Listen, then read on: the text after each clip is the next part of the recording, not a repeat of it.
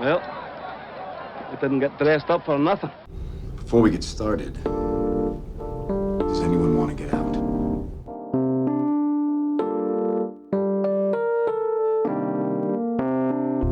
Welcome back, folks. Another episode of You Gotta See This Man, a show where two friends discuss movies that one or the other hasn't seen. It's going to be the final movie of our season 2. Here to bring it to you, I've got my friend Troy. And as always, I'm your other host, Zach, and we're going to be having a good time discussing a movie. And I think this time, we're going to be talking to Troy about a movie. Oh, let me tell you, Zach. Zach, this is an early morning recording that is unusual for us.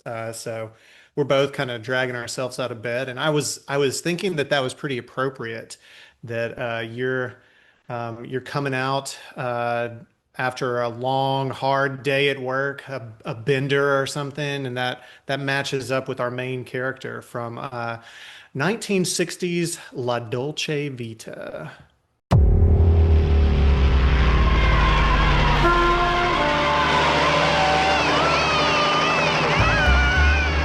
A me invece Roma piace moltissimo.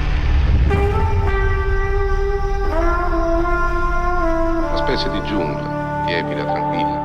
Marcello! Dove ci si può nascondere bene. What's the thing you like most in life? Love, love, and love.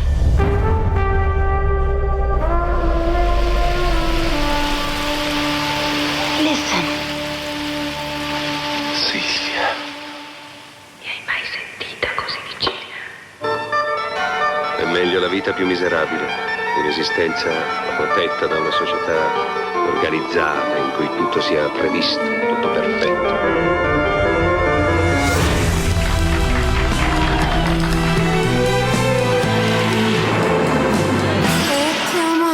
Di più, e ti ho amato di più.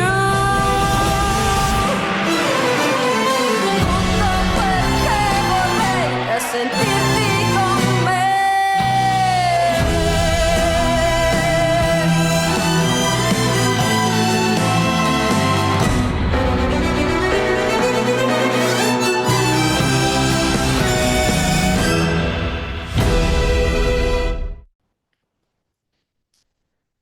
Yeah, Zach, this Italian movie was directed by Federico Fellini. I didn't track this until just catching up with episode 3 from this season. But Zach, you and I are very like Italian movie heavy this season. Yeah, who knew? Yeah, we're your go-to podcast for old Italian movies, it turns out. So hope you're excited about that. Nothing gets the people going more than mid-1900s Italian film. Yeah, we're going to become the experts, so to speak. All right, yeah. So Zach, this is a movie that I mentioned in our in the Seven Beauties episode. I am into Italy. Like I'm very interested in it. I speak a little Italian. I can sometimes pronounce stuff in a way that halfway sounds right. So I really gravitated towards Fellini at a phase in life, and La Dolce Vita was the Fellini movie that grabbed me the most. So I'm excited to hear what you think of it. It's a lot, so we are not going to have time to hit everything. So in kind of figuring out what questions I wanted to ask you, I think the first thing I want to do is go back to that idea that like we're on a bender with Marcello, the main character, who is in Rome and surrounding areas, and this dude like he barely sleeps. It feels like it's like a week or more, and we are just with him for the ride, and it's kind of exhausting. Like a lot happens in this movie, and I'm wondering, Zach, how well you were able to hang with it. Like, did you manage to keep up with Marcello, or were there times where you were just like, dude, can we go to sleep for a little while? So On my initial viewing, I'm like, what is happening? There's so much stuff going on. It's like so many paths crossing, so many wild things happening, and I'm like, this is just like it's all this stuff thrown together, and it's just like a fever dream. And then I'm like, I used to live this kind of life. Now, granted, I wasn't some famous, writer or actor or whatever, but I used to live a life where it was like the party didn't stop at, midnight. The party sometimes went into the next day and the next day, and then you might catch a cat nap somewhere in the middle. But that's not fun to see on screen. Uh, so I'm sitting there going, okay, this is not as far fetched as it seems on first impression. Yeah. And I was like, okay, this is a wild ride that where like crazy things happen because if you go along with the party crowd, you never know what you're going to see. And then somebody's going to say, oh, hey, I know this is happening way over there on that beach. Let's go over there. Oh, hey, there's this church across town. This thing's going over there. So, like, when you're along for the ride, you're along for the ride. And that's what I had to keep reminding myself about this film was like this is not like your typical narrative structure film. For sure. 3 acts, this is like I almost saw it like Babylon, the movie that came out a few years ago with I haven't caught that, but I want to. it's very like you never know what's going to happen and you just got to be ready for what happens next. You know. Yeah. A lot of moving pieces, a lot of characters coming in and out with some central through lines, but so Yeah. it was definitely an adjustment, and I started to rewatch it, getting ready for the you know for the podcast, and I was able actually on the second viewing to kind of go slow it down a little Yeah. bit and appreciate certain things and certain settling into certain moments where the first viewing it's like okay I'm trying to get my head straight on who's who and what's why who should I actually pay attention to what is Yeah. actually important you know and Right. kind of go with it. Well, I like that you brought up moments because that was going to be one of my next questions. I think maybe to like give listeners some sense of what on earth we're talking about. I was thinking if you could just kind of rapid fire, name like 2 or 3 moments that stick out to you the most, when you remember the movie. Yeah, I mean honestly the very beginning of the film it seems so weird to have the whole like Jesus statue flying over and Yeah, yeah, it's but iconic. it's almost like it sets the tone of just like like kind of like judgment raining from above but like I don't know it's such a weird it can be interpreted in so many ways it could just be like oh hey there's a statue this is you never know what you're going to see in this film like you might just see a statue of Jesus flying across the sky Yeah, now is there an inherent meaning to that maybe yeah. um I and wrote down in my notes that there's always this like sort of gray area that's working between faith, infatuation, and exploitation. okay Like yeah that there's a lot of religious stuff comes up, and then a lot of characters get really infatuated with something, and then also a lot of things get exploited. yeah And you kind of go back and forth between not being sure which is actually happening in certain yeah moments. So yeah, what are some other moments that out to you? there's another moment when he's with Sylvia right Yeah, and they're at yeah, the fountain right, right, and he's with this beautiful model actress and the night is going in one direction and she's in the fountain and she's just like caught up in the moment it switched from night to day yeah, right and it stuck out in my mind for multiple reasons where again having been a part of many a night where everything is very blurred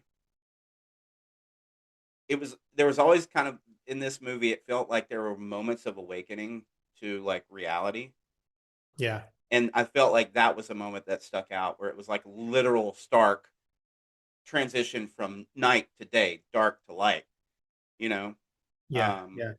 and it kind of also transitioned to like I feel like it was right in the middle of the movie you Hmm. know Yeah, um maybe it was signaling something. Yeah. Yeah, yeah. Both internally and externally, like inside Marcello, but also like for the world surrounding him as well. Yeah. Um, that one really stuck out. I think, spoiler alert, the moment where you've got Steiner, who's like, he played great songs on the organ, he's got this beautiful life, and then, the moment where they find out that he's killed his wife and kids, and Yeah. Yeah, that one, Steiner for a minute seems like the most sort of like redeeming character in the yeah, movie. yeah, he seems like a It's like voice of he's figured reason. everything out and is at peace with life and stuff. And Yeah. it turns out that that is not true. And just that instant realization in that moment was pretty stark. Yeah, Um, that was probably, a lot of this, you're kind of floating through this like hedonism and stuff. mhm. But and it's troubling from the point of like, what are you doing with your life? But that was the darkest place that it went. I was like, whoa, I wasn't expecting that. Yeah.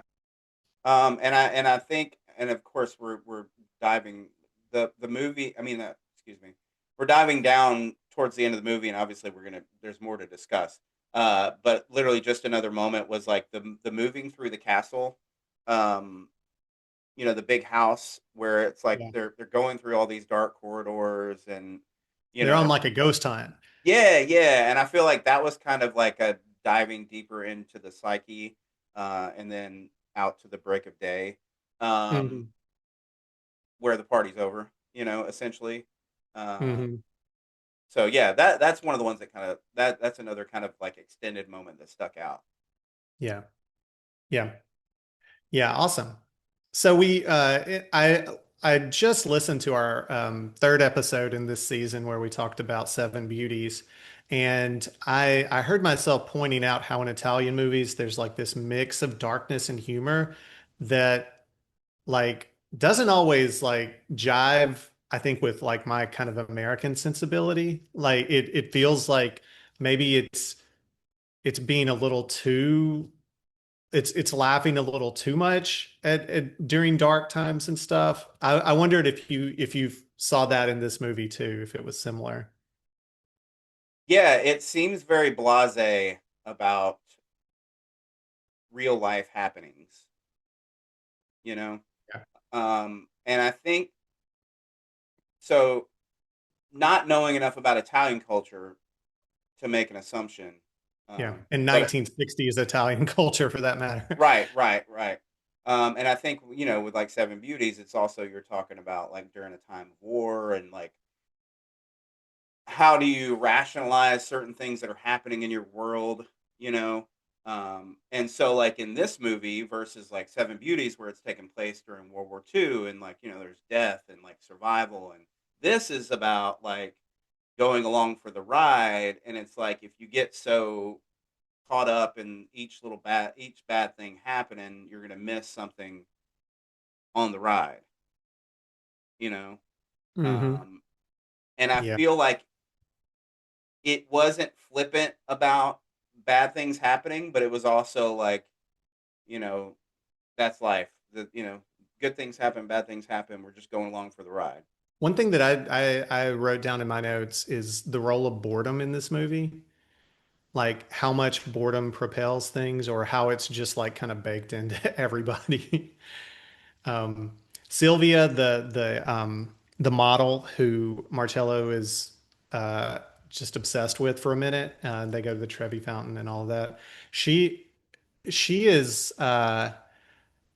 um, she's objectified by like every person who she ends up with. Everybody who's kind of in her space uh, is like objectifying her um, and she like doesn't skip a beat with that. It doesn't bother her, but what does bother her is getting bored. Yeah, Like she's not gonna leave Marcello behind because he's like putting the moves on her and kind of gross. She's gonna leave him behind if she gets bored with him. Yeah. You know? I mean, I think you could apply that to a lot of the different characters in it. Yeah, and you bring up a good point um, about getting bored. This movie is based around keeping the party going, Yeah, yeah, right? And as someone who has lived two starkly different lifestyles myself of where I used to be in the party life, right?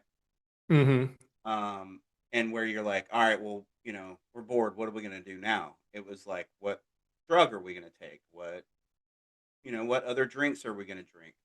hmm Okay, what other like thing do we need to do to entertain us?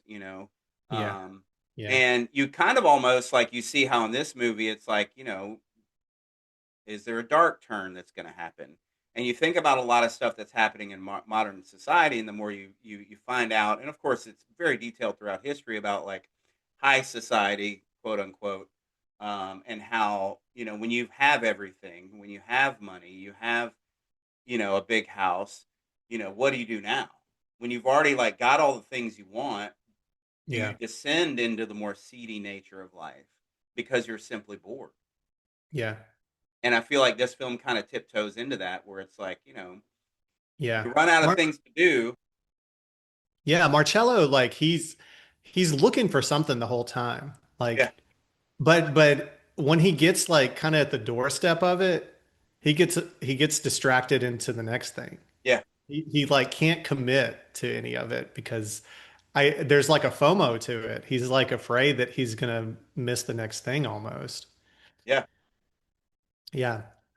I there's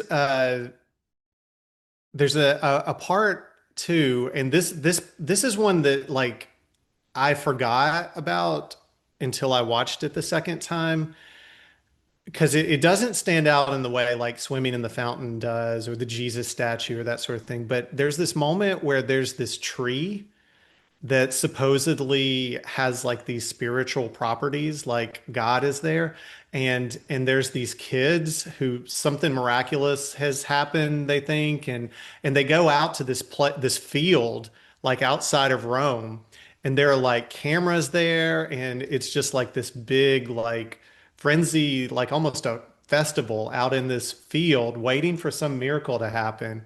And someone says like, "Oh, look, something happened." And it's kind of like you're not sure that anything has actually happened, but people are like they're so like wanting a miracle for themselves and just to be part of like this bigger thing.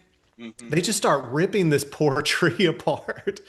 And it's like that tree was just like minding its own business like and that tree just gets like torn to pieces. Yeah, Uh, and then everybody just moves on. It's just like, okay, well, that's over. On to the next thing. yeah, And I think that kind of makes it kind of shows this bridge between the higher, the elite society who can go on like an 8-day bender and not lose anything for that. And the more like sort of normal people, like they're also seeking that too. And it can get kind of wild when that happens. yeah. Also, I think it's a little interesting, like cultural tidbit is there's a character in this movie called Paparazzo, Hmm. who is the journalist who is going around trying to get a picture of everything, regardless of, how whether it's appropriate or not, just trying to get the scoop. And that's where the modern term paparazzi came from, is Hmm. that's just the character's name. Huh. Yeah. Yeah, I didn't know that. Yeah, that was the coining of paparazzi. But I feel like when they discuss paparazzi in mainstream, they should always say it the way they say it in this movie. Paparazzo. Paparazzo, yeah, yeah, exactly. Yeah, I got to stick with your roots there. Yeah. Um, Zach, I'm curious. Is there you're talking about like there was a time in your life where like this was very much something that would seem familiar. Is there a character who you're like, oh, I was that person? Yeah, Oddly enough, I feel like I was like multiple people. I Yeah. think I think when you get in that world, you kind of take on different roles. Well, at least I because there are times where you're like, I'm bored, even though you're in the middle of a club or middle of a party or whatever, where it's like you either like kind of withdraw or Hmm. you kind of go like, I'm just gonna go act out and do whatever. And I feel like there's like different personas that you can take as the party kind of rolls along to Yeah. where like I've been Marcello where I'm just kind of somewhat annoyed, I'm not, what I'm saying? Like I'm not like wrapped up in the whole scene, but I'm kind of like just living in it. Like a Um bystander kind of. Distracted by this, distracted by that. There's the scene in the cave where the guy who kind of seems very devilish, Hmm. you know what I'm Yeah. talking Yeah. about? I can't Yep. remember his Yep. character name, but I felt that character because, like, Hmm. I feel like there were times where it was like, you're kind of uh, feeding into a little bit of of a different part of your personality, um, Hmm. and that kind of stuck out as something that I might relate Yeah. There were a lot of love interests for Marcello to. in this Hmm. movie, and also just like a lot of friends. And so I'm curious if one stands out as like the one you like think Marcello should have like ended up with. And it doesn't have to be romantic. It could be just like one of his friends or something. But like, was there anybody who you're like, come on, Marcello, like stick with this one? You know, I feel like I was struggling so much to figure out what his motivation was. Yeah, You yeah, know, he's wearing yeah. I think he is sunglasses too. in a lot of the film, you know. Um he seems very detached. He Yeah. seems very like whatever wave rolls along, I'm going to ride that wave. Hmm. You know what I'm Yeah, saying? yeah, And I feel like I feel like there was no like one person because it was like he had his wife, which obviously he didn't love his wife, you right. know. And then that you had the women that came and went, and then you had the friends. I feel like in a world where you're trying to actually break free of some of this madness, I think Steiner and Marcello should have been better friends to each other. Yeah. There's this quote that I wrote down where Steiner is talking to someone else about Marcello at like a party. And he says, when you realize you love Marcello more than he loves you, you can be happy. And I thought that was like real, Yeah, prescient. yeah. And I mean, because it's like, does Marcello really care about anybody? Yeah. It's You it's know, hard. It's hard to really know. and I mean, I guess you see the part of where it comes from is like his relationship with his dad.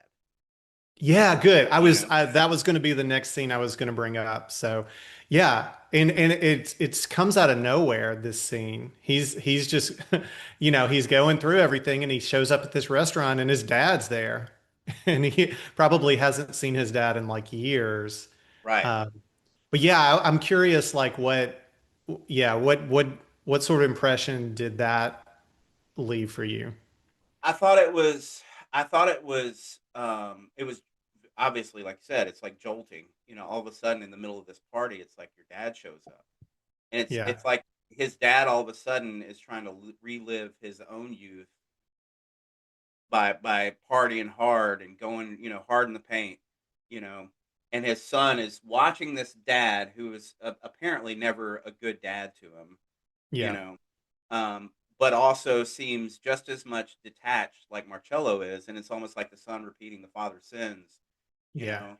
Um, Yeah, and they have sort of a moment there for a yeah, minute. Like there's like a connection for a minute, and then his dad is just off yeah, to to like hooking up with a younger woman who came with Marcello, and and he's like doing it better than Marcello somehow. I feel like it's almost like this is the ghost of Christmas future, in the Hmm. vein that like Marcello's looking at his future, you Yeah, know, this detached existence who's going to cling on to some right. idea of the party still going until it almost literally kills you, you know, Yeah, and when you die, like or when you're close to death, like the dad sitting looking out the window, you know, and it's like the reality is coming home to him that this life isn't what Yeah. And it's weird. it's weird, but it's like it's also I feel like if like you're following Marcello and he's trying to say something about this like central figure, it's like it's kind of showing like this is your future. This is the Yeah. path you've taken. This is the path you're on, and it seems like you're just going to repeat, kind of the same vein. You're not going to be attached to people, you know. Thankfully, Marcello it seems doesn't have any kids. Uh but he's going to do the same thing to his kid if he did, as Yeah. his dad did to him. Right. It's just a cycle.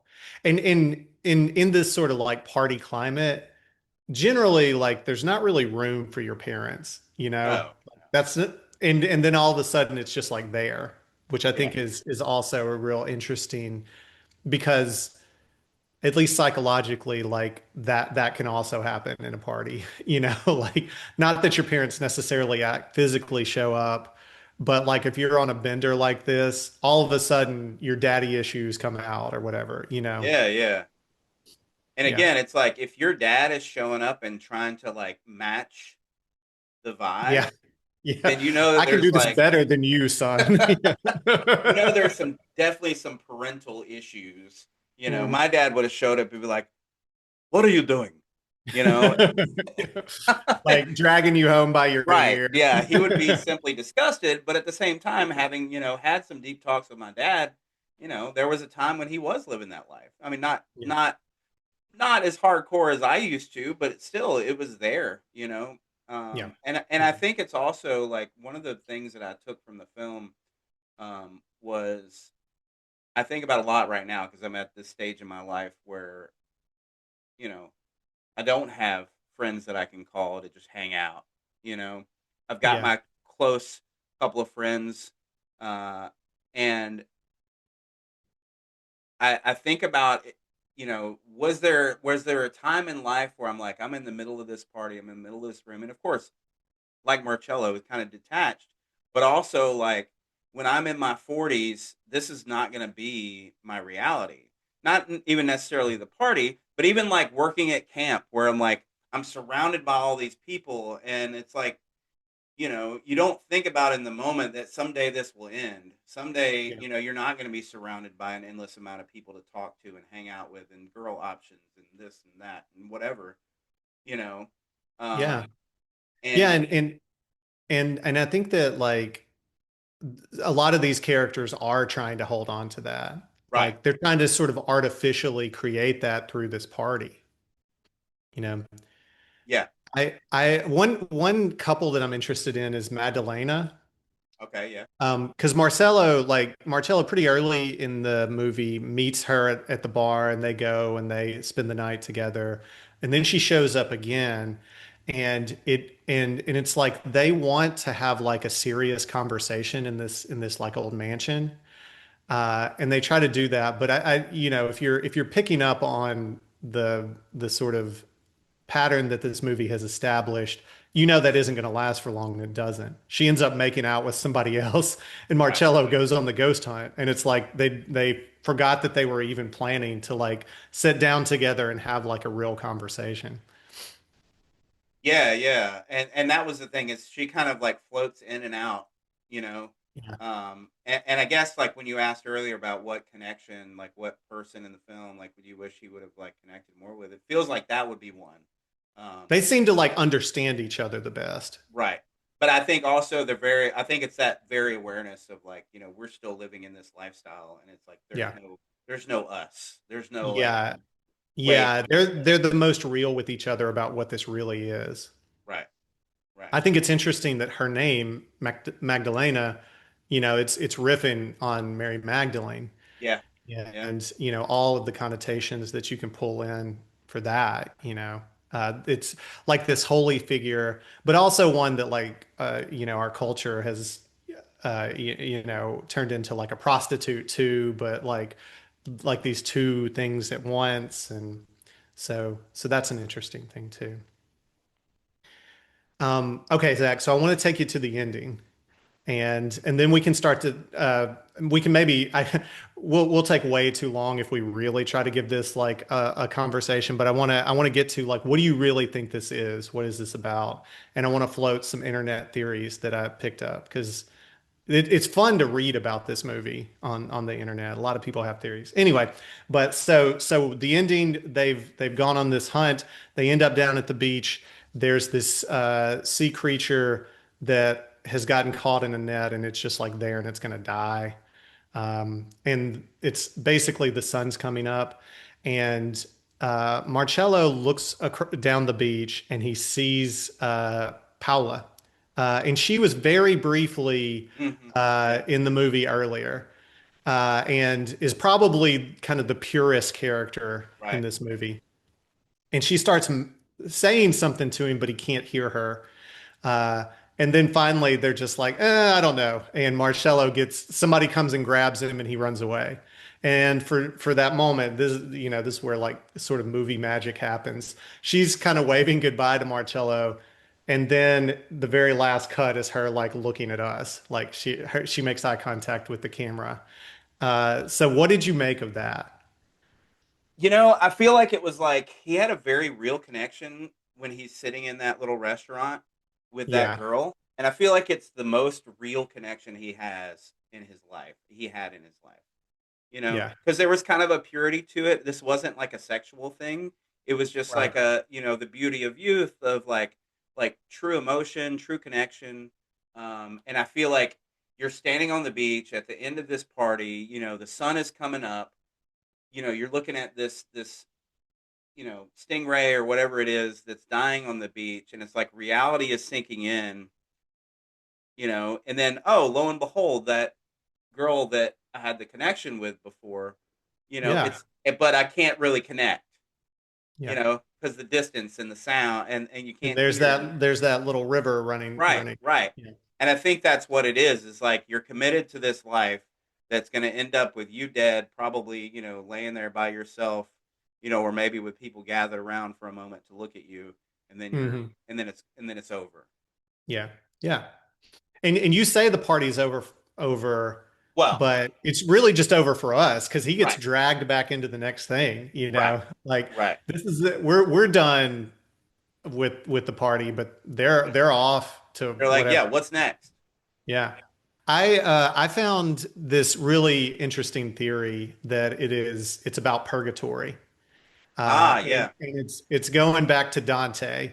I didn't go through and track this myself, but this theory is floating that we're with Marcello for 8 days, and it's like the 8 levels Oh, of wow, of yeah. purgatory, and we're going through that with him. And at the very and it was saying that Steiner is like the Virgil character in this. And so he's just like floating through this, and he's cycling through it.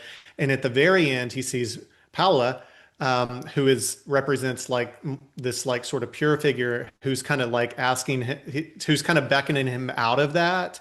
Hmm. But he's already crossed the river Styx, and he's there. Huh. And he can't even hear her message. Like he can't tell what he's saying. So he's just like, I don't know, and just runs back off to repeat it, kind of doomed to continue to repeat it. Um, yeah, I saw this on like a Reddit thread. And I was just like, dude, that is brilliant. And it says it much more eloquently than me. But I thought that was super interesting. Yeah, that is really interesting. Yeah, and it makes me want to go back and watch, the whole thing all over again. And it also pointed out how it kind of bookends with the first part, Hmm. because you in that scene you have Marcello not able to hear her, and in the first scene the Jesus figure is getting pulled by a helicopter, and there's the women on the rooftop, and they're Yeah, trying to yeah. say something and they can't hear each other. So. Yeah, I didn't even make that. That's kind of like a bookended connection. Yeah, I mean, I feel like we could watch this like 10 times, and there's just so much. It's so dense that you could continue to find things and come up with new theories and everything. Yeah. So with that, Zach, how would you rate this? What are your? I think this is one that on the surface is like with your modern sensibilities, it's easy to be like, it's easy to dismiss it as like, oh, this is Yeah. just, a fun, ride. The cinematography is great. I'll tell you that. Yeah. The direction is really great. And then, but I think this is one that it needs chewing on. Yeah. That left to my own devices, I would probably not like this movie very much. Yeah. Um, and upon discussion, upon reading about it, there's a reason why it's for so long has been talked about. There's Yeah. a reason why people hold this film as like a Fellini film or whatever. Is like, this is cinema, right? To the casual observer, they're not going to like this movie. You know, Yeah. And I think I found like looking at a lot of letterbox reviews, people were either raving or they were pissed at it. And I think there's a lot of there's so much sort of macho energy in this too, hmm that it can really be sort of off-putting. Oh yeah, because if you're ending the movie like with like a teenage girl looking at you through the camera, you know, Mhm. like the whole idea of the female gaze of the like the objectification of women throughout this movie, and like Yeah, women are women objectified all through the women are movie. tossed aside, and Marcello is this figure that women throw themselves against, and and he Yeah, just like, I'll take this one and not that one, and oh, my wife is crying yeah, for me, and I'm done with you, and I guess I'll take you back, yeah, uh yeah. I'm bored enough. Sure, why yeah, not? because I mean, and it does a really good job of portraying him as not a very likable guy. Yeah, But I feel like it's like everybody that is in this is wrapped up in this life that kind of just keeps just flowing and going. Um, and so yeah, on my initial impressions, I was not like super into the movie, but I knew there was more going on. yeah, You know, um, and upon reading about it more and discussing it, like, it's much better than I on my initial viewing. I don't know if you want to do a star rating now, or do you want to? yeah, yeah. Go for it. Okay. So yeah, it would not be rated very highly at first, but I would say this is somewhere in the like 4-star Hmm. range. And I say Yeah. that because, um, again, had I seen this back in 1960, right? Hmm. Mind blowing, Yeah. what is this? I feel Yeah. like it would be astonishment. Um, I think it's a really good film, and any film that like makes you want to chew on it even more, and like through discussion, there's so much more that comes out. Is Hmm. something that's going to rank in that range. Yeah. And to that end, this movie was banned in a lot of places for a long time. Like you couldn't see it in certain countries. And I really think it like continues to be echoed in Italian cinema. There was a movie that won like the best international film Oscar about 10 years ago. That's really just it's just like riffing on La Dolce Vita. It's like kind of an update to it.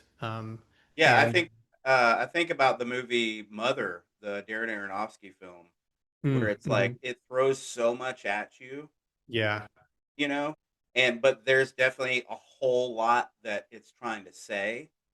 yeah. But to the casual moviegoer, this is not a movie for them. This is not a movie, Yeah, yeah. you know. I like this movie a whole lot, obviously. That's the whole premise of the show for me to Right, right. introduce you to movies I like.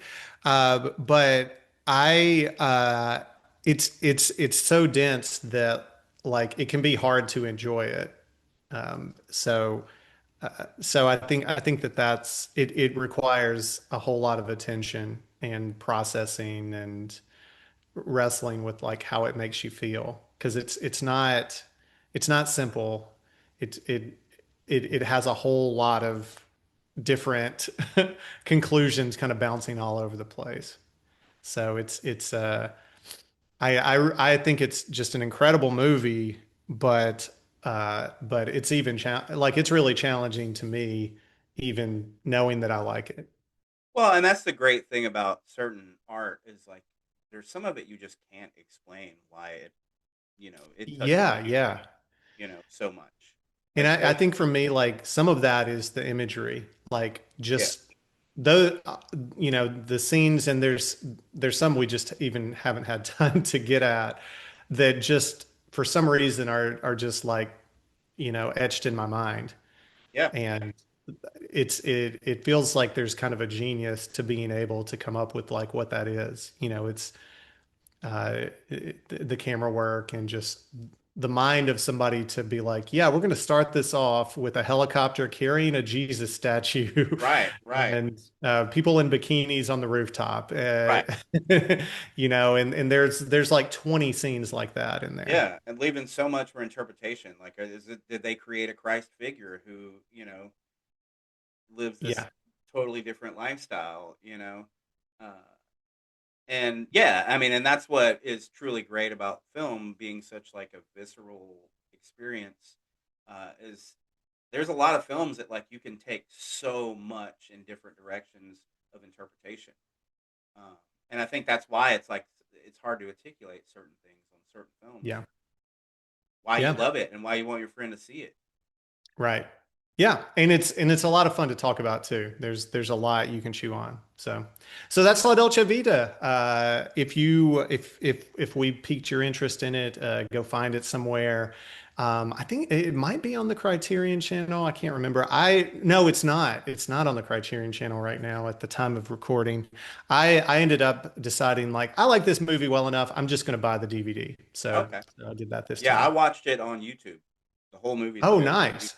So Yeah. hey, So yeah, go out and find it.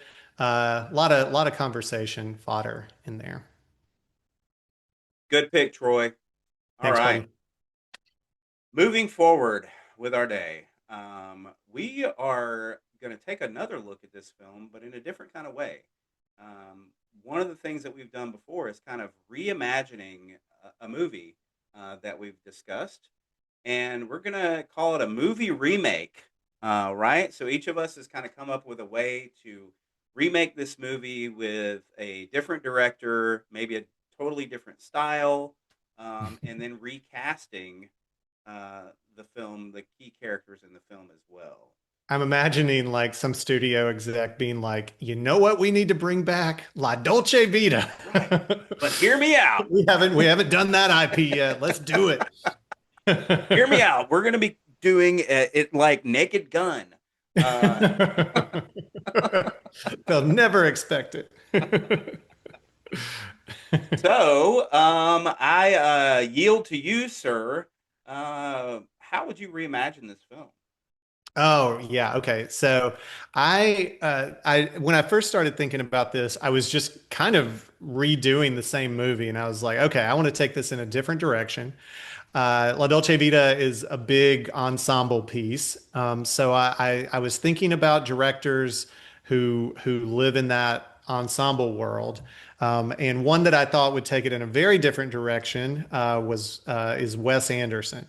Ah, So so we're gonna do La Dolce Vita with Wes Anderson. There's probably like an AI because how many movies do you find like in your algorithm where it says if Wes Anderson directed right, this? right.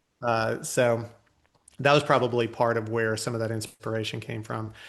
So we're going to do Wes Anderson, known for making kind of whimsical movies with big ensemble cast, a lot of cute sort of set designs and that sort of thing. So anyway, there's no way I could go through every character in this, but I picked out the ones who stood out most to me. And obviously, the first one we got to cast is Marcello. I wasn't sure exactly how I wanted to do this. Marcello has to be charming, but also have the ability to be like off-putting too, and have like a dark side. And as I was thinking through it, I came up with. I decided on Benicio del Toro. He's been in several Wes Anderson movies. He's riding high right now, Hmm. and so he's on my mind a lot anyway. But I think I and I mean just even in like appearance, he looks a lot like Marcello Mastroianni. So I went with him. That feels like an easy one. But I mean, hey, there, this is like, hey, you're throwing heaters down the middle to get who you want. exactly. First choice, Benicio del Toro. Very nice. Sylvia, the model who ends up in the fountain with Marcello, she was originally played by Annika Ekberg, a Swedish actress. This one, it was like I need somebody who kind of oozes sex appeal, but who can also show that there's like something beneath that surface that's a lot smarter than people are giving her credit for. And I thought the perfect person for that would be Margot Robbie. Um, and she hasn't been in a Wes Anderson movie yet, so I think she's a person who has like a lot of range, and I'm always interested in like what she's doing. So next we've got Madalena, who's played by Anouk Ami, and I was thinking of a lot of different people for this one. Um, she is Marcello's love interest, who he kind of goes back to a few times. She's like a little older and wiser. Um, and a person, this is another one who I'm like, I'd be interested to see what she does in a Wes Anderson movie, is Nicole Kidman. Ah, We've talked about Nicole Kidman earlier this season and our appreciation for her and how she can be like she can be a lead, but also show like this really strange like dark side too. Next, I've got Marcello's dad, who we talked about, originally played by Annibale Ninci. And I was trying to think of somebody who they obviously need to be able to present older than, than the main character, but they also need to have like their own sort of charm. And for this one, I went with Jeff Bridges. oh, very nice. I like that. So yeah, I don't know if we could pull off that Jeff Bridges is Benicio del Toro's dad, but we'll leave that one to make up It to works, figure out. bro. It works. Yeah. For Paparazzo, I this is one I don't think I spent enough time on. The actor originally is played by Walter Santiso, and I wanted somebody who could be like kind of smarmy, but also like justify themselves, like never seem like they feel any guilt over it. And so ultimately, I landed with Timothy Chalamet because I think he Okay. does that really well. Got to throw Chalamet in there. Everybody's got Chalamet's to throw. got to be in my It's the movie. Chalamination that we're living in. Yeah. He's got. Who's going to go see it if I don't have Timothy Chalamet in That's it? true. That's true. Steiner, the next one, who played by Ilan Cooney. He is Marcello's friend who seems to really have it all together, but ultimately ends up doing some pretty heinous stuff. And for this one, I'm going to bring back somebody who was in a lot of early Wes Anderson movies, but hasn't been in nearly as many lately, and that's Luke Wilson. Ooh, Because I wanted somebody deep cut. who could have that charm and everything, but who also, uh, you could believe would do something kind of unhinged the way Steiner Yeah, ends up yeah. doing. So Luke Wilson for that. Next is Emma, and that is Marcello's wife, who is generally at home trying to trying to get him to stay at home unsuccessfully. She's played by Yvonne Furneaux, and ultimately I went with Florence Pugh for this one Okay. because I feel like this is a part that's like really hard to give dimension to, because it's just like the wife that's at home that's like, why won't you stay at home and be a husband? Right, right. Like that could be a real one note kind of thing. But in Florence Pugh's career, I've seen her take some of those roles and add a lot to them and make them more nuanced. So she's one that I feel like could do that really well. Next, I've got Nadia, and Nadia is the one. She occurs towards the end of the movie, and she's at that party, and everybody's kind of like ridiculing her, and she gets kind of wild, and then kind of gets like a little abused. And that's one of the darker parts of the movie. We didn't get to touching on that, but it's definitely one of those places where you feel like really uncomfortable. And I thought somebody who would play that really well would be Natasha Lyonne. Okay. Um, and the last character I've got is Paula. She's the one who is Okay. Yeah. the waitress, and then who we see in the very last scene. You need somebody who can project kind of a real sort of innocence, but also like a maturity and a wisdom like beyond her age. Mhm. And I thought a great one for that would be Saoirse Ronan. And I think she can do that Wes Anderson whimsy along with that too. So that's my cast, man. Yeah, I dig it. The I dig the it. Wes Anderson remake of La Dolce Vita. You know, that is an interesting take. When I was going through directors to think about which I would choose, I was like, Wes Anderson would be good. But I did end up going with a different stylized direction team Ooh, okay. because I went with the Coen Brothers remake of Yeah, this I'll go see classic. that movie. Uh, and I did distinguish Coen Brothers because I feel like when it's one or the other, there's something missing. Yeah. So I went with those guys. And it's very stylized, not as stylized as a Wes Anderson movie in some respects, but definitely that you're watching a Coen Brothers movie. And what better actor to play Marcello in a Coen Brothers movie than Brad Pitt?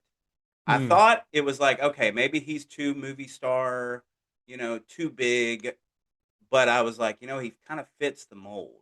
And I'm not hmm. talking about 62-year-old Brad Pitt, even though he kind of can still play a wide range and he Totally. He still could pull that demands off. that presence of the big movie star. Um, but I'm talking like Mm, prime Brad Pitt, where he's still got the sex appeal, but he's got the edge to him. hmm. He's got a figure that you want to keep watching, and I feel like Yeah. he would do really Tyler well. Durden, Brad Pitt. Yeah, yeah, yeah. And then the next one will be where we have an overlap because I would cast Sylvia, the blonde model, as Margot Robbie. Yeah, obvious. Uh, It's obvious. and my thinking on that is she does have some comedic chops. Hmm. She also has the supermodel, movie star looks. Hmm. I was feeling so much of like Barbie and Babylon, where she's the central figure in Babylon, where it's the kind of the life of the party, kind of Hmm. atmosphere. And I felt like that kind of really applied her character in Wolf of Wall Street, which I just recently watched. So I felt like she really kind of fit this mold in the kind of comedic world of a Coen Brothers movie. Yeah. The next one I got would be Steiner. Marcello's friend, the family man, would be played by Matthew McConaughey. Right. Okay. Okay. Yeah. All right. So he's it seems on a certain level he's got his life together, but then also he can, like he's got these different elements to him that are deeper. Um, I feel like the character he played in Wolf of Wall Street was so memorable, uh, and in so Yeah. many ways, where he often is like he doesn't have the biggest role, but it's something that really stands out. And I feel like he would make the Steiner character very memorable um, Yeah. in this Yeah. movie. And he's played several movies where he takes the darker turn, and Yeah. so next would be the paparazzo character. All right. Inspired by Wes Anderson's The Phoenician Scheme, Hmm. in the Coen Brothers world, I think Michael Cera would be the perfect paparazzo. As the little sidekick character that comes in with great little one-liners, Hmm. uh, you know, I think Yeah. Michael Cera would be brilliant. That'd be a different vibe, but very interesting. Yeah, Yeah. yeah, yeah. And again, we're going with Coen Brothers, so that Exactly. like Yeah.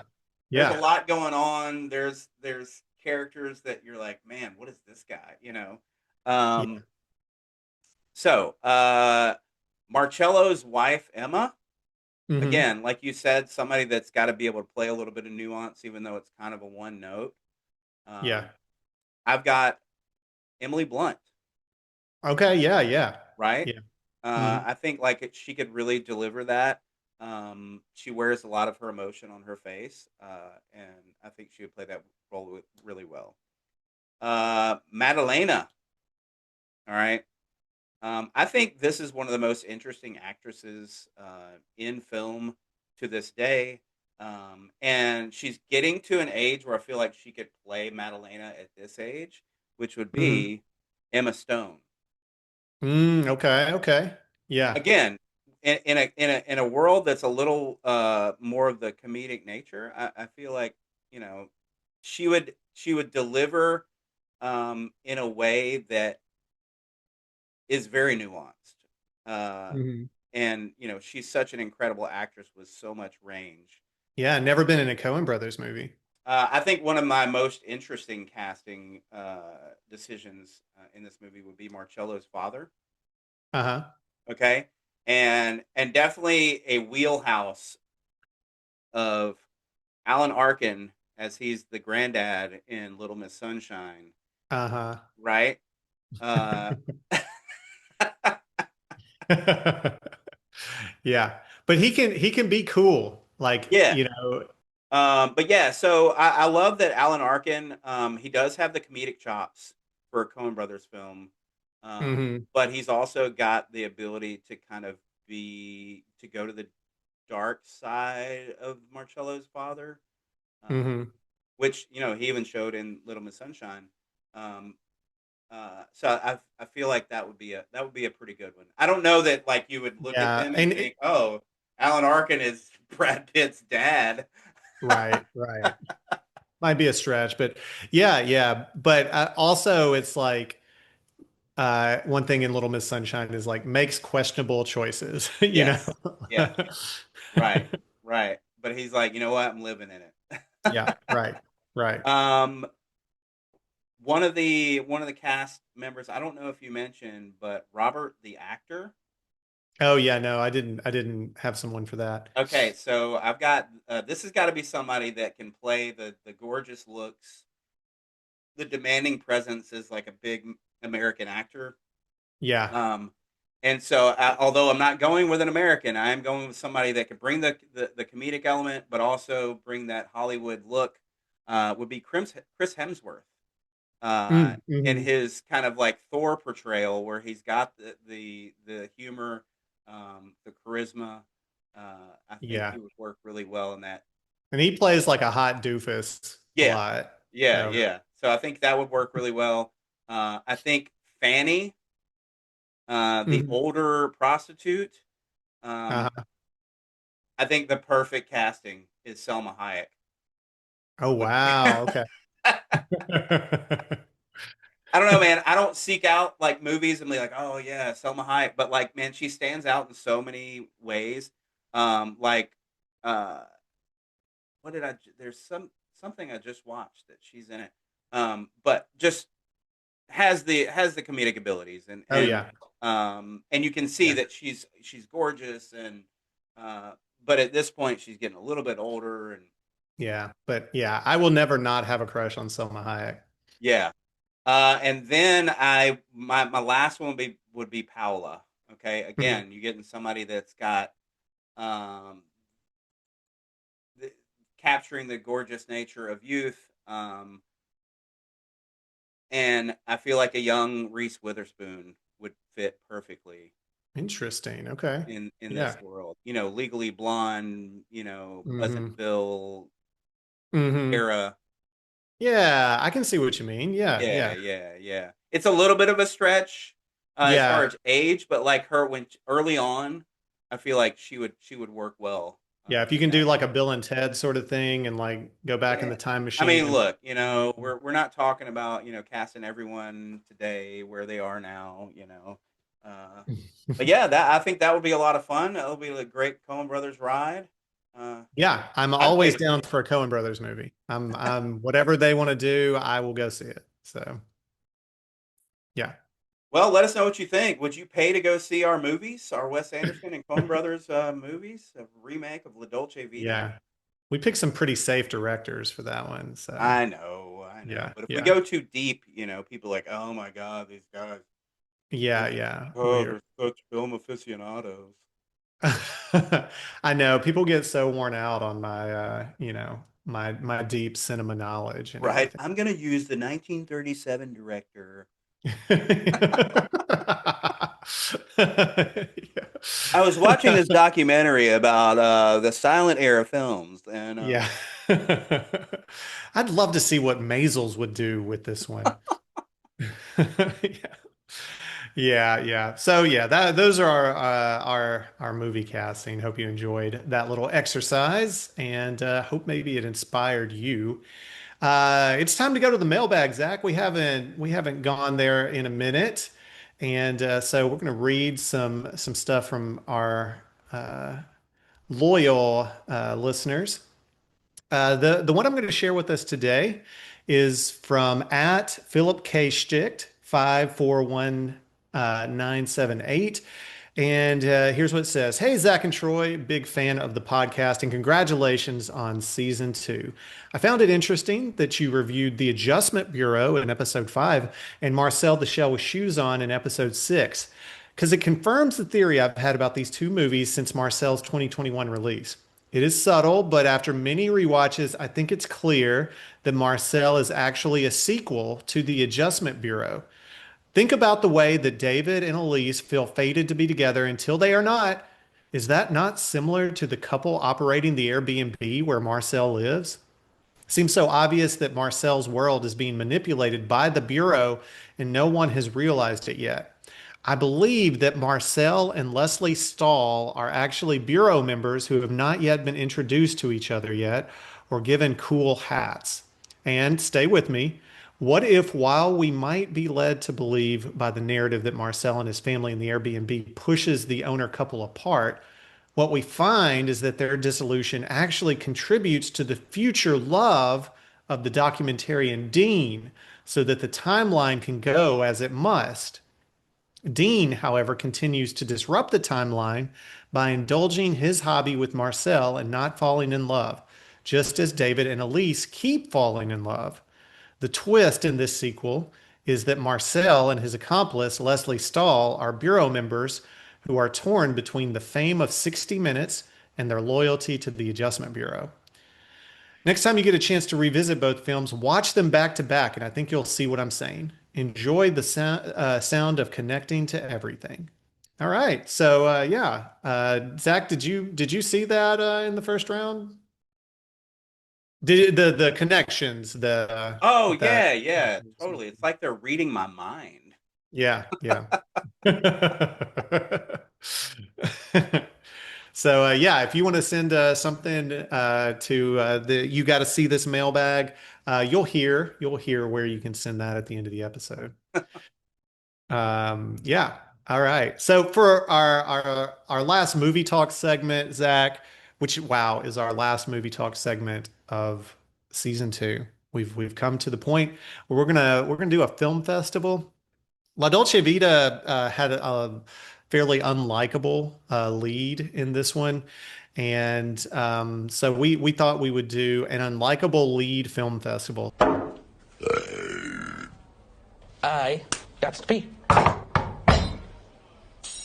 gonna go to the bathroom. I'll get that. Don't worry. PB time. I've abandoned my child!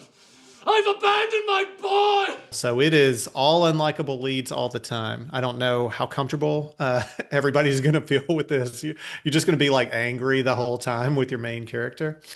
I also want we had a film festival earlier in the season, an anti-hero film festival. And I thought there could be some overlap with this because anti-hero, unlikable lead, sometimes those things go hand in hand, but I found it was pretty easy to separate the two. So Zach, how did you determine, what was kind of your guiding principle as you made rules for yourself, for unlikable leads in your film festival? I think So I didn't want to have a lead that was like just outright an awful person. Now, Mm, their actions could be construed as they're not good people. yeah. But this is someone that the film at least tries to show you multiple sides of them, um, Yeah. where they seem more nuanced and they have a deeper side that through the right scope would be endearing. That there's somebody that like you don't just hate, Yeah. right? Yeah. Yep. And I think that's a very big key where it's just like you're not casting like okay, so I'm gonna unlikable lead, Michael Myers from Halloween. Like he's a lead, but he's also just a you know masked killer, Yeah. Yeah. Yeah. We or can hang out whatever. at some point. Throw anything out there where it's just like the lead character is a murderer or a just an awful human being. Yeah. We don't really get to know Michael Myers' personality. Right, right, right. We don't So know if he might be a good hang, if right, right. He there's might just take the mask off and be like, "Yeah, bro, man, just cool. Let's hang out." But I'm not murdering, Yeah, yeah. it's really pretty likable. Yeah. Are you gonna Yeah, judge yeah, me for that that's one part of myself? But yeah, so the movie, the movie needs to be able to, on some level, and it's not necessarily like making light, but like be able to have fun with a character that's not super Mm, likable. That you see different sides to them. That there's yeah. more going on. Yeah, I went in a similar sort of direction. There are a lot of movies where people do really questionable, despicable things, but you find it easy to like sympathize with them, and understand where it came from, and under different circumstances they might be somebody. But in all of my characters that I picked, even if you're compelled by them, like you don't want to be their friend. Like there is something about it's really about their personality that's like, nah, this is a super unlikable person. So yeah. All right. Well, Zach, do you want to kick this one off? How would you start your film festival? All What right. movie? So I'm going to start this film festival off by setting the tone, at least early, somewhat lighthearted, right? To kind of just Mhm. get you kind of going. And Okay. also to where you're looking a little deeper at a character that you're like, wait a minute, this guy seems likable, but is he though? Hmm. And I'm going to bring you Ferris Bueller and Ferris Okay. Bueller's Day Off. And the reason why I bring this up, okay? At first, when I saw this on a list of like unlikable, characters or whatever, I was like, "Oh, dude, Ferris Bueller's likable." Everybody likes Ferris Bueller except But the here, principal and his sister. exactly. But here's the deal: Ferris Bueller's not an awesome guy. He takes advantage of his best friend. He takes Hmm. advantage of the school, of the principal. Like the principal's trying to just do a good job and hold his students accountable, and Ferris is making a fool out of him. He's breaking the Okay. rules. Okay. You Okay. know, Ferris Yeah. just is like this entitled kid that gets his way and takes advantage of everybody around him. And I kind of like, man, if you really look at it, the sister's right. Ferris sucks. Yeah. You know, Yeah. he's a guy that in school you'd probably be like, oh my God, everything. Can't you see that he doesn't even like his best friend? Like he just Mm, takes advantage of him, he's just you using know? him. Yeah. Hmm. And I feel like that would set the tone of a lighthearted tone, but also like, hey man, there's more going on to certain people where you're like, okay, Mm. on the surface, Like training you to see yeah, yeah. you're like, oh yeah, that's great charisma and all, but have you really Mm. taken a look at his character? And I Okay. feel like that Okay. would be a great way to kick it off. All right. I was skeptical at first, but you're winning me over, Zach. All right, I'm gonna start with a very recent movie. It's got star power. People, I think, are still trying to catch up with this movie and wanting to see it. And of course, it's got Chalamet in it. Mhm. The movie is Marty Supreme, where Chalamet plays this table tennis player who wants to compete and win at all cost, and it doesn't. This is the way you described Ferris Bueller. I think it's like is Marty in this movie. But the tone is totally different. Okay. So Okay. yeah, you haven't seen Marty Supreme, so I'm not going to spoil anything. But man, and you know it's with the Safdies, they this is like their bread and butter is coming up with these characters who like are really hard to like, and you're just like kind of uh, handcuffed to them for the whole movie, and you just have to follow them around. So I think that it's a way to kick it off, and it'd be a way to get people in because it's new and it's got Chalamet, Yeah. Yeah. and he's great at playing, you know, like as I mentioned, swarmy characters. So he's doing his thing in this one. I dig it. I dig it. Yeah. I'm looking All forward to right. seeing that movie. Number two in your film festival. Where are you going? Man, I struggle with it. What's next? Because like you've after you've already set the table, it's like, okay, all right, Yeah, yeah, yeah. Where do you what take them next? what are Yeah. we throwing on the plate next? And I think because of recency bias, also because I just recently rewatched this movie with my son, I'm gonna go with Jordan Belfort, from The Wolf of Wall Street, played by Leonardo DiCaprio. Oh, dude. Yeah. That one. Woof. It's like it's not a movie that leaves you feeling very good about people, you know. No. Yeah. But man, you have so much fun with Jordan Belfort, who is this salesman that is literally just taking advantage of people. And Hmm. he's not a great dude. You Yeah. know, he abuses drugs and alcohol and the people around him, and he's doing everything he can to get rich off of other people. But man, you love watching him. Mm. And Scorsese does as a brilliant job of framing this guy of like as unlikable as this guy is, I still want to hang out with him, you know? I And don't know. what's Yeah. that? Oh, I was just saying, I don't know, man. Yeah, I don't yeah, know yeah. Maybe either. not. Maybe at arm's length. You don't want to get too close because you might just end up in jail next to him. But yeah, dude. I mean, it's like, but he does such a great job of like crafting this character into somebody that you're just like, this guy sucks Hmm. in many ways, you know. But he's charismatic and he carries the a lot of the film.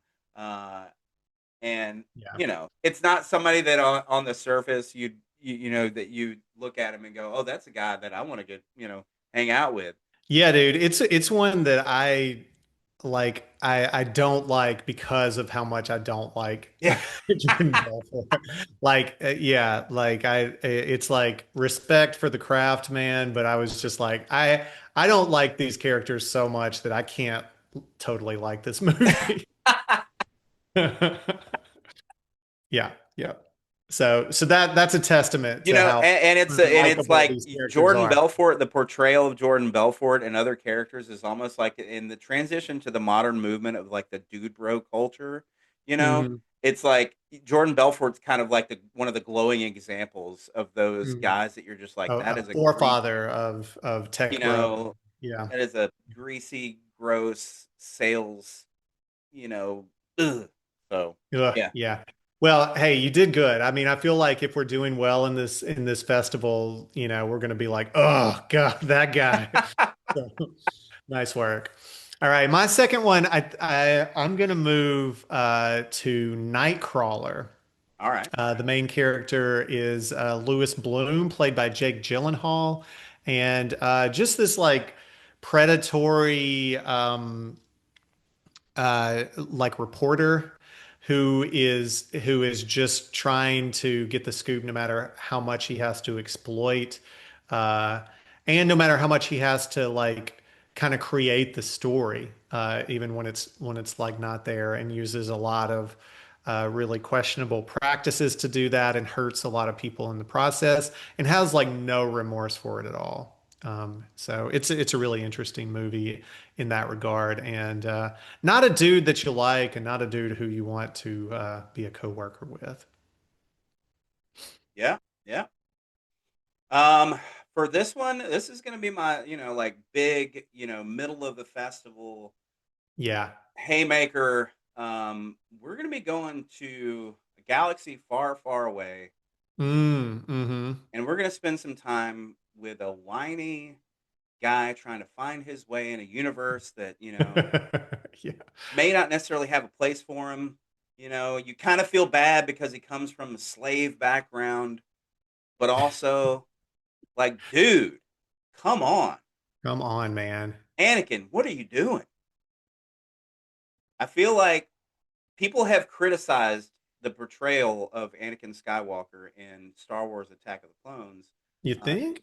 and going into Revenge of the Sith, that, oh, well, Hayden Christensen's too whiny and whatever. And it's like, man, you got to consider this guy's past. Like, if you really take a deep look, you can kind of feel bad for him. But man, it's real easy to not like Anakin Skywalker. Yeah. That's a good point. You know, Hmm. he's got a darkness that's growing in him. He can't just be happy. You know, Hmm.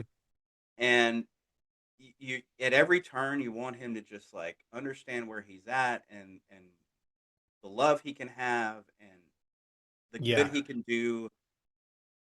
But you Yeah, and see you the want to training root for coming. him. Yeah, you want to root for him, but like he's so whiny and sulky And and having makes known, such bad choices. right, and having known Yeah. who he turns into, you're like, Yeah. dude, Maybe we should have like kicked him out earlier or something. right, But right. yeah. So yeah. Yeah, I see you. All right, cool. So my next one, I'm gonna go. I really, I get what you're saying with the showstopper, and I think that's a good strategy. Um, but mine is like the least known movie I think in mine. And I'm just thinking about flow. Sure, yeah. Um, so this may not draw in the biggest crowd, but it feels like it should be the movie in the middle. It's Red Rocket, a movie by Sean Baker. And the main character, Mikey, who's played by Simon Rex, is a very unlikable character.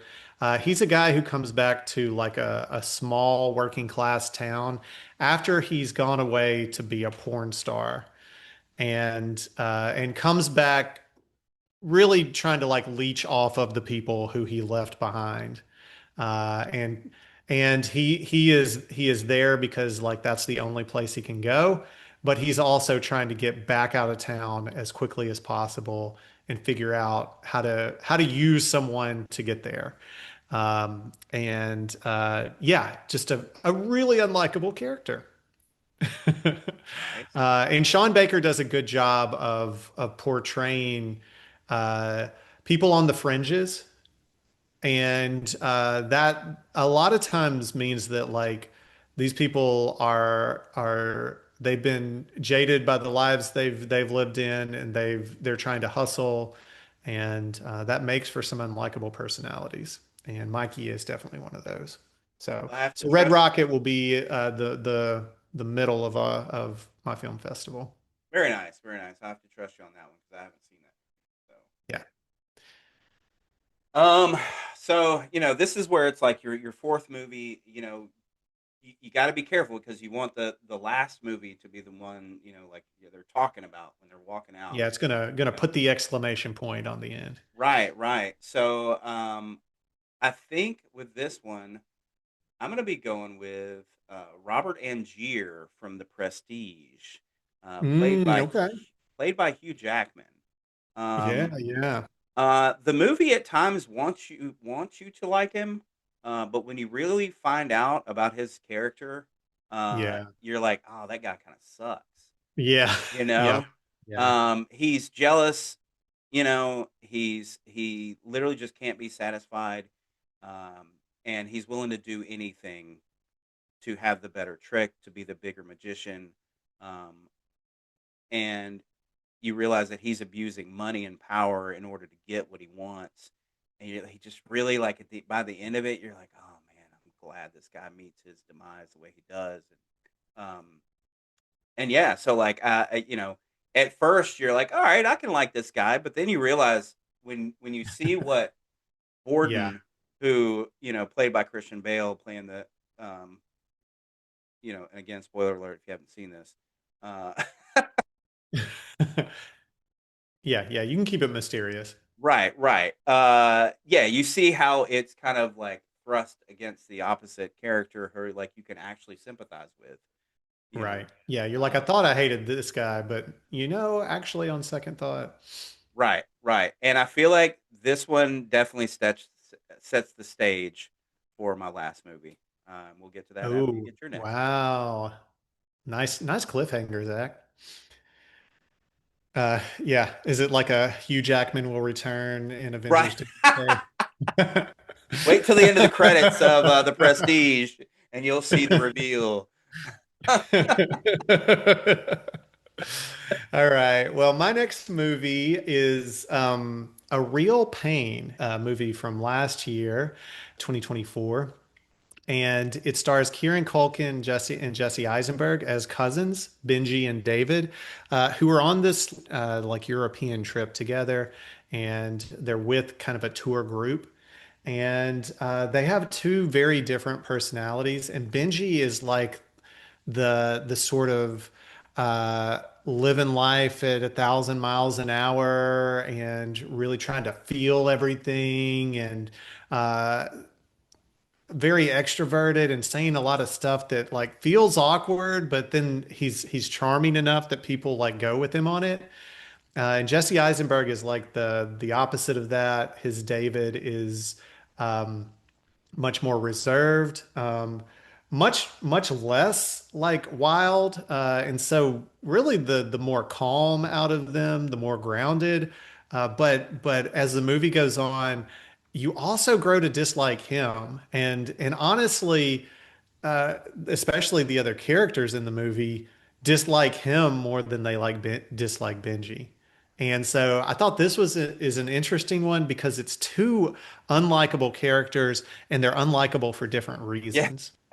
And like in the movie, I think eventually you kind of like feel more sympathy for Benji than you Yeah. do for David. But honestly, I think most of us are more like David than we are Benji. And so I Yeah. thought that was really interesting. I like that a lot because that character is one that like you kind of being around Benji is memorable, but it's also anxiety riddled, Yeah. and you're constantly going, how, like, what is wrong with you? You know? Yeah. Yeah. Right. And you're like, you're not taking your life serious, and like he doesn't fit Mhm. inside a box, you know?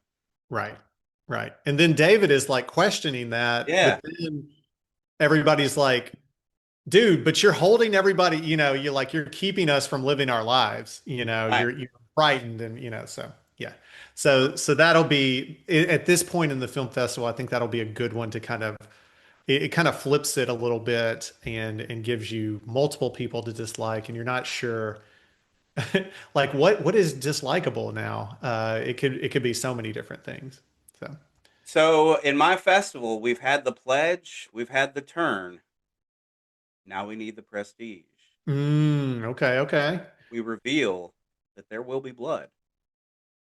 We're going to be Mm, talking about Daniel Plainview, the oil mhm. man, played by Daniel Day-Lewis.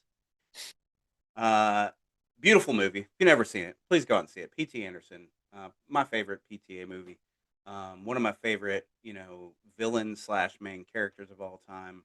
Um, Daniel Plainview is not a great guy.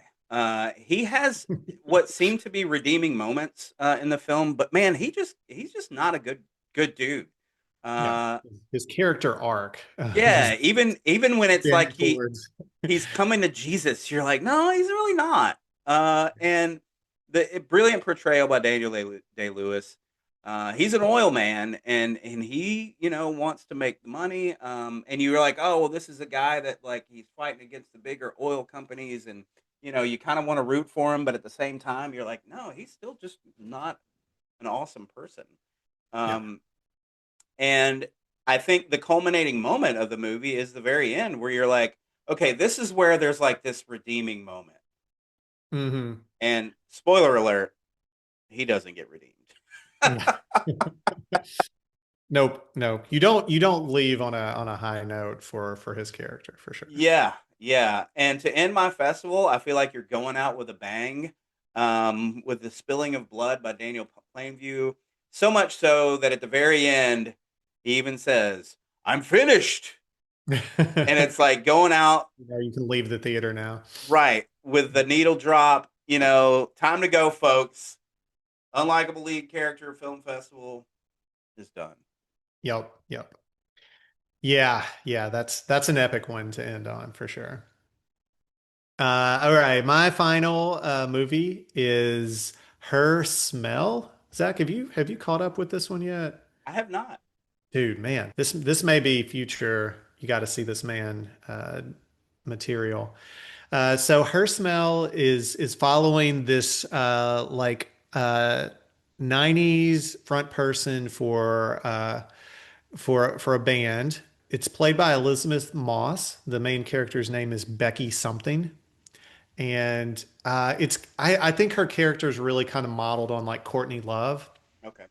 So like somebody who led like a really influential like female driven alternative group and had a lot of fame and a lot of notoriety, but kept like sabotaging herself like over and over again, and has a lot of like addiction problems and that sort of thing. And this movie kind of charts it uses some flashback, but it is going with like the time where leading up to like a comeback sort of concert that they do. And you like respect her as an artist, and you like respect her flair and everything.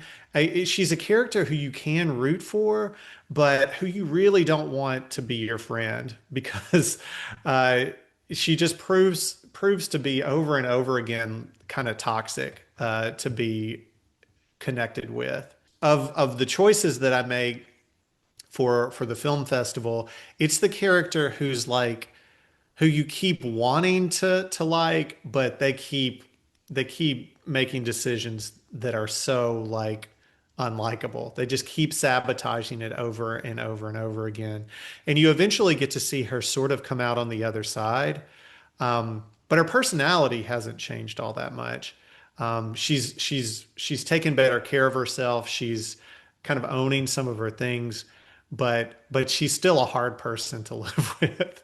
And so for that reason, and Elizabeth Moss is just good in everything. I think it would be a fun one to close out on, and it's one that goes more through the character's arc and where they end up on the other side. So I think that would also make it a good one to end on because you get some closure for it. So that's how I would close it out. One way or another, we're gonna have a whole lot of fun watching a bunch of unlikable people in our film festivals. Yeah, yeah. So Zach, do you want to rapid fire throw out some honorable mentions, some that you didn't quite get into it? Yeah, there's some certain movies where they have a lot of fun with a guy that's been not very likable, like Bronson, portrayed Hmm. by Tom Hardy. Yeah, He's a hardened criminal, but he's charismatic, and the way the movie frames him makes you enjoy watching it. But he is obnoxious and evil and just not a good dude. yeah. Um, One that stands out to me that I've never really understood, he just makes my skin crawl, is the original portrayal of Willy Wonka in Charlie and the Chocolate Factory. Um, Interesting. you Okay, know, okay. Yeah. he's not a really it's kind of like where you start to really take a look, like Ferris Bueller. Willy All right, I Wonka's, was gonna say you that know, that like really pairs with your reasoning behind Ferris yeah, Bueller. yeah, yeah. Not really a great dude. Mm, And so like, I didn't feel like it was like top billing film festival, but like, maybe there's a little mhm. side theater that you throw a couple more titles on. That would be Yeah. the other one. And Jerry Maguire, Tom Cruise. A lot of people don't like Tom Cruise anyway. But the slimy sports agent is kind of hard to like in that Yeah. portrayal as well. So what about you? Yeah, I picked The Holdovers. It was or I was thinking about picking The Holdovers. Another Sean Baker film, The Florida Project. Um, Tar, with Kate Blanchett. I, Tanya, where Margot Robbie plays Tanya Harding. And of course, Zach, you were wondering, am I going to get a friendship reference in on Of this course. episode? You know I am. I also considered friendship for this movie. So Yeah. I mean, if you're gonna go with an unlikable character, it's also an unlikable movie. Mm, So say hey. some say that. Some say that. I kid. No, you don't. All right. So, but But you hey, know that's what? I do like our friendship, so that's what matters, bro. oh, good. I'm glad to hear that. So yeah, Unlikable Lead Film Festival. That's one that I think we could probably program several different ones. So excellent stuff. All right, well, we're getting close to the end of our episode, but this would normally be the time where we bring in some sponsors. Unfortunately, Zach, have you checked our voicemail? We don't have anybody calling in. Yeah, not just yet, but you know, people are busy this time of year, which is any Right. time of year. I'm sure they're just talking with their people to nail down how much they want to compensate us for. So we're still waiting, and so we figured we'd fill this time with some desired sponsors, some people who some more companies who could give us some sponsorship, just floating that idea their way. And Zach, in this one, especially since this is our last regular episode of this season, I wanted to go big, and it seems like right now AI is everywhere, you know, like every single platform is coming up. I'm like, why do you need AI to, you know, certain things? But yeah, why does my toaster need AI? Like everything's coming up with it, so we could jump on that gravy train and get some AI. And I thought, like, this is kind of meta, but stay with me here. I thought to get our pitch together for it, I would use an AI platform to write our podcast scripts for this. Okay, so this is going to sound much more like a big time podcast where like the ad breaks have been scripted and everything. And Zach, this will give me and you a chance to do a little bit of acting. We can. Oh, yeah. So, but we're going to do this. This is going to be the fun part of it. We're going to do this totally. We're going to jump into it without having read these lines yet. So we're going to go in and wing it, and you can see what you think of it. So Zach, I've emailed you the break. Have you got it? I got it. All right. So we've got 3 different sponsors. So hang with us here. And Zach, I think you've got the first line for the first sponsor break. So I'll turn it over to you. Go for it. All right. Quick break. This episode is sponsored by MindPilot AI. Which we desperately need because Zach once recommended Moulin Rouge and acted like it was a totally normal movie to spring on someone. It is normal. It's romance. It's tragedy. It's pop songs being screamed at you. MindPilot is how we keep track of a movie recommendation so we can remember. And yes, Zach did in fact make me watch a 2-hour fever dream edited like a Red Bull commercial. And it's how I remember that Troy's idea of fun is The Thin Man, a movie where everyone drinks constantly and talks faster than humanly possible. Which is called Charm. MindPilot organizes all our notes, research, and arguments, so when we fight about this later, it's documented. Try it for free at mindpilot.ai/podcast. All right. What did you think about that, Zach? Yeah, that's good, man. That was a lot of fun. And yes, we are going to fight about it. All right. Our second sponsor this episode is also brought to you by VoxForge AI. Which is great because VoxForge removes background noise like me.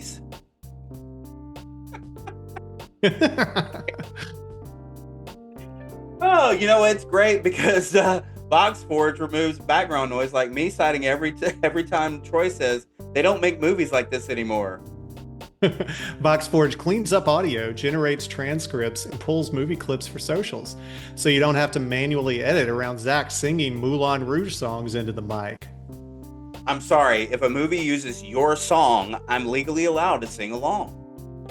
And VoxForge is how we proved that Zach called The Thin Man, quote, a movie where vibes replace a plot. Which I stand by. Check it out at voxforge.ai and use the code POD20. Yeah, I think we're really going to sell some things with these. All right, Zach, start us off on the last one.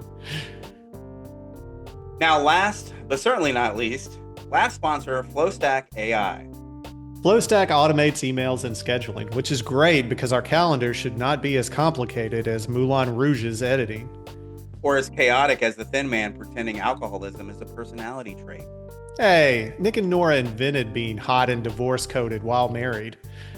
FlowStack handles the boring stuff so we can focus on recommending movies that the other person will absolutely question. Try it at flowstack.ai/podcast. And no, it will not stop your friend from recommending unhinged movies, but it helps.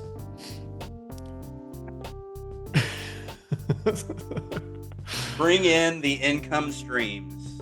It's coming. Yeah. You know what? We did need AI to help us on that.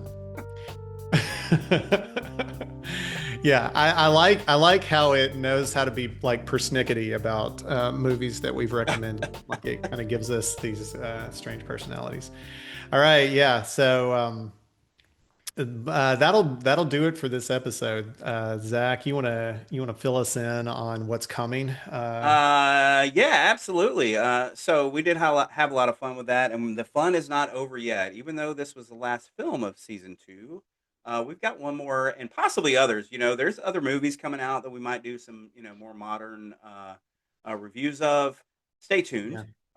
But in the meantime, we're going to wrap up the second season of You Gotta See This Man with one more bonus episode to kind of recap where we've been on this journey that has been the second season, where you've joined us for movie reviews.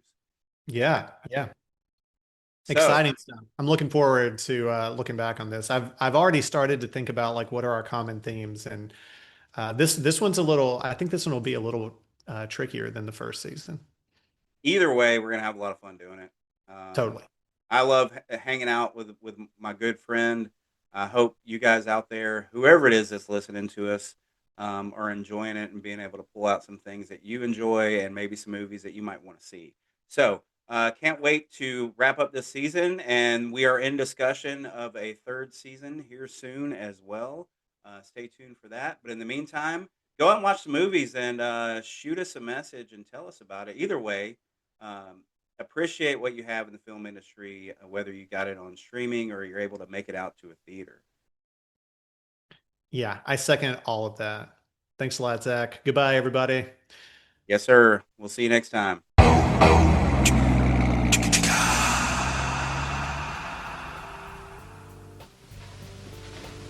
You're still here? It's over. Go home. Go. That's it, man. Game over, man. It's game over.